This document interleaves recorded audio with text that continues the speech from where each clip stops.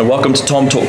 My name is Grant Tom, and I've got Glenn Twiddle here. So the two GTs. The two GTs. So not only good-looking cars out on the road, we're also two good-looking chaps here at the conference. Good looking. So, don't speak for yourself, my man.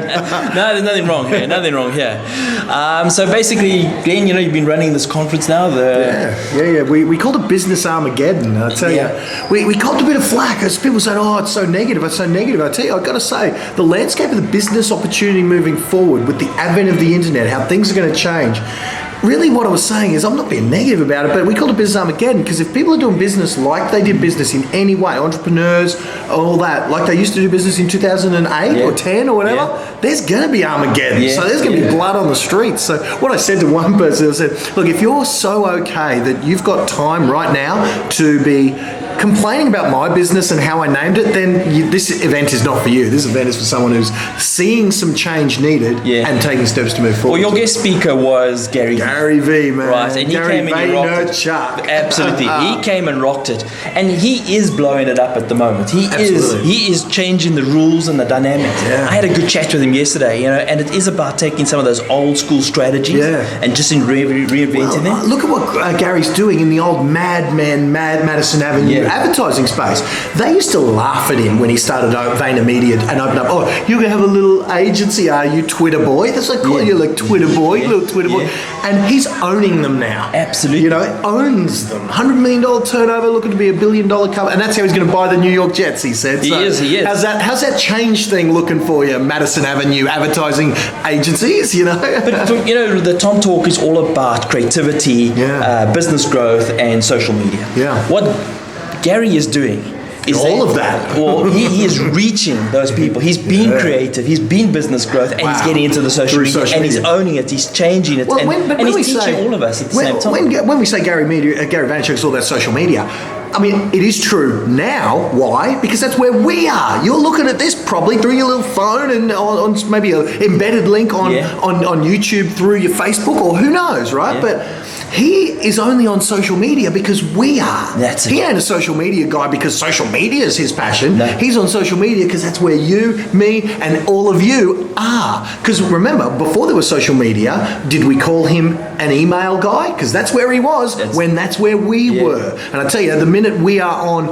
Oculus Rifts with virtual reality, like my kids already told me about Oculus Rift, the minute we're on that, Gary V and me and you, we will become Oculus Rift guys. So, you know what I'm saying? But now, the history of advertising is about reach. Absolutely. All that he's done is that the platforms has changed, but he's still reaching, and he's got analytics to prove his reach when we couldn't do that previously. Let's get back to your event here. So you've had some of the most incredible speakers at this event. And coming from you, mate, I tell you what I love about you. You're sitting in the front row taking notes. That's the true mentor who isn't afraid. Because I've been the same. I'm running the event, and I'm sitting there with the other GT, and we're taking notes. And you know why I'm in the front? Because I hear it first.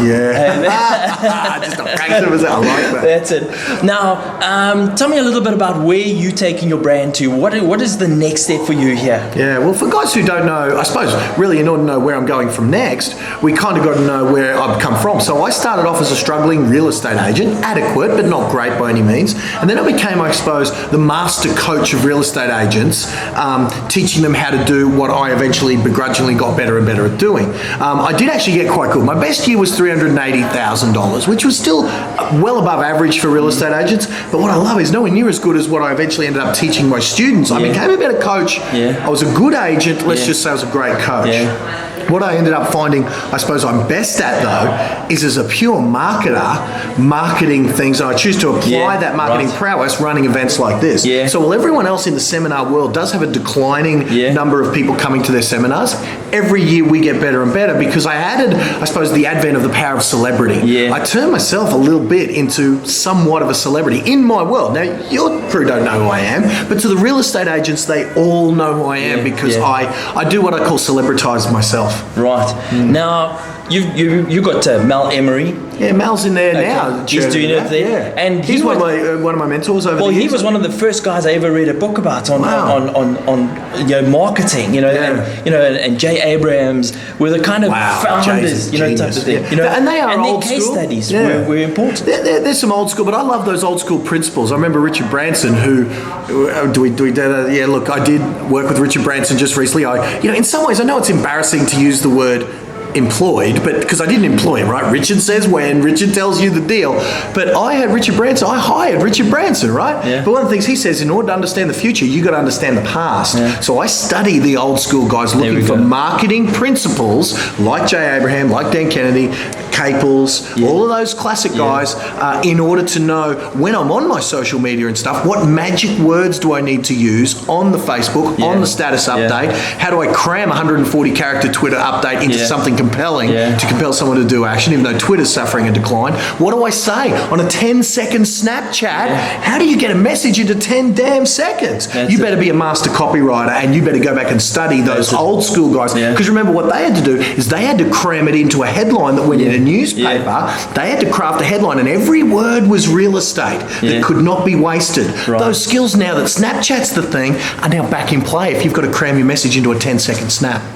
Well, to wrap that up, I think the one thing that all your speakers have spoken about is getting the hustle on. What I put on Tom Talk, it's about getting your jam. It's time to start jamming. Wow. So until next time. Yeah, cool. Mate, GT number 2. He's number 1. I'm number 2. I'll happily be the number 2. Until next time. See you guys.